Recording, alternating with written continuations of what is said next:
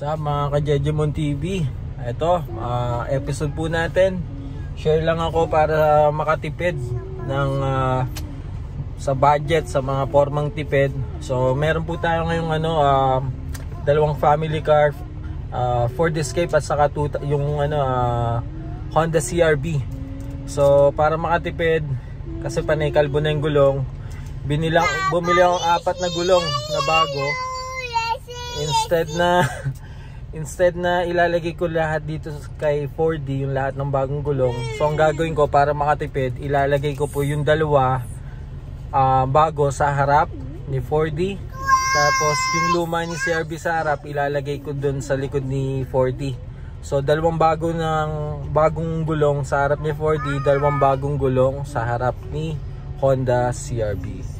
So para makatipid po, ayun po, ipapakita ko sa inyo mamaya. Bumili lang po ako sa Walmart ng mga mumurahing gulong, which is okay naman itsura, maano rin yung tread. So ayun, mga pang daily lang, hindi naman pang car show. So pang daily lang, tignan po natin mamaya, ipakita ko po sa inyo pagpunta po namin sa shop. So pag may dalawang bata, ang gagawin ko, ililipat ko yung dalawang baby namin sa kabilang sasakyan. May car seat din doon, which is okay din naman. So kasi may pasok po ang ating misis. So ayan, hi guys. Hi Daddy. Say hi to my vlog. Alright. Okay, so say please like and share. Alright mga ka-Jejemon.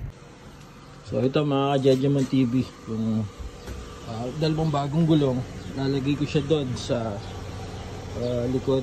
Papalagay ko to sa kay CR-V. So ayan, unload muna natin. Ayos, ganda rin naman, oh. Makapal siya, mura pa. So forman tipid. Ayan mga Jejemon. So ayan, Dextero brand. Okay din naman siya, makapal din. Itong detalye po niya 225/70, size 15. So ayan, lalagay natin doon. So yun po mga Jejemon, punta po natin yung isang sasakyan natin, family car, si 4D.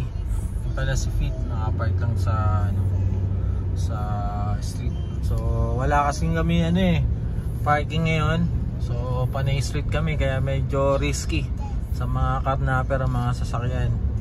So yan, yan ang CR-V. Ang gagawin po namin, lilipat ko yung mga bata at sa yung parking, ililipat ko po yung sasakyan. So yan. Alright, ngayon magic ngayon, ililipat ko po ang mga bata doon. Alam nyo na yan sa mga tatay, alam nyo na yan kung paano hirap ang ililipat yung mga bata dun sa sa mga gulong, ililipat sa kabilang sasakyan. So yun mga kalodi, mga ka-Jejemon TV, okay.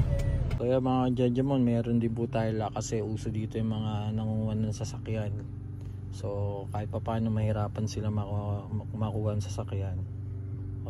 So ayan, i-prepare po natin to CR-V. Buksan natin aircon, lalo na pag may mga bata kayo, may mga anak, i-ready yung aircon para hindi mag-init at mag-iyak ang ulo ng mga bata. So ayan, dito pala po yung gulong.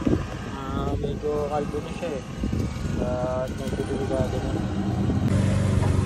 Ayan, ito yung mga ilalagay natin dun sa gulong. Medyo kalbo na rin, pero mas okay naman to kaysa doon sa isa.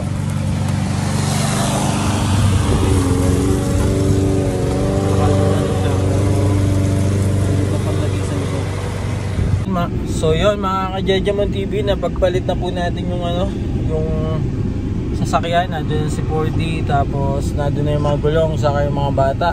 So punta naman po kami ngayon sa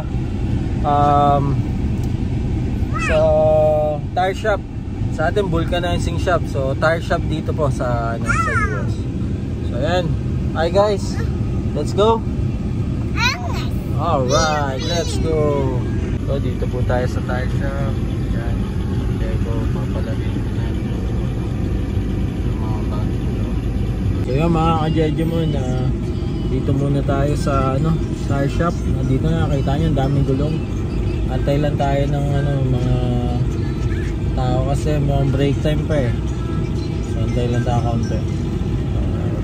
So mga ka-Lods, Jejemon, puno ang mga tire shop ngayon. Bili muna tayo ng mga pampalamig para sa mga bata para di mag-init ang ulo. So yun, balik ulit ako maya maya sa sa tire shop. Okay. Yan na nga mga Jejemon. Kailangan magbilan itong mga bata ng pampalamig ng ulo eh. Yan. So TV, balik tayo.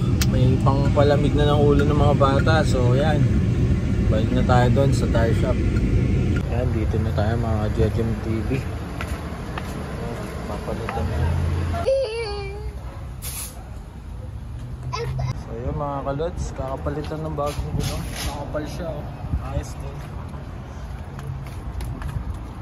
Mataas na, mas mataas sa series. So okay din nun sa ganda series, mataas. Lumaki ngayon yung gulo. Yan. Ayos.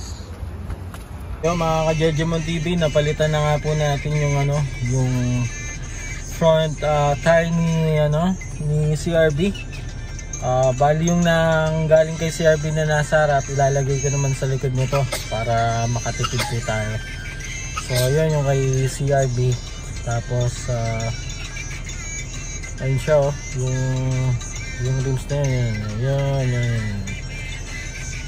Kaya sa mga ka-Jejemon TV, balik ulit kami sa tire shop at para mapalitan naman yung nasa likod nito kasi kalbo na. Ayun, para makatipid po tayo mga ka-Lodi. Ayun, si 4D naman. Kaso may matatakotin na bata. Ang Kuya Aki, matatakotin. Ayan, yung nasa harap ni CRB ilalagay kay 4D. Kaso matatakotin itong ating poging anak eh. Ayan. So yun mga ka-Jejemon TV, napalitan na po natin lahat. Kaso nga lang, pero okay na yun, formal tipid. Maliit yung mga nasa likod. So next time pag nagka-budget, ayun, doon na namin papalitan na lang. Kasi may may thread pa yung mga nasa likod, sayang din naman. Kaya okay lang yan. Medyo nakaganon siya, bulusok. So alright, thanks for watching mga ka-Jejemon TV. Please like and share my channel, Jejemon TV, for more updates. And pag kung gusto nyo rin mag-shoutout mga Lods, sabihin nyo lang ako. Alright, thank you. Okay na rin yun.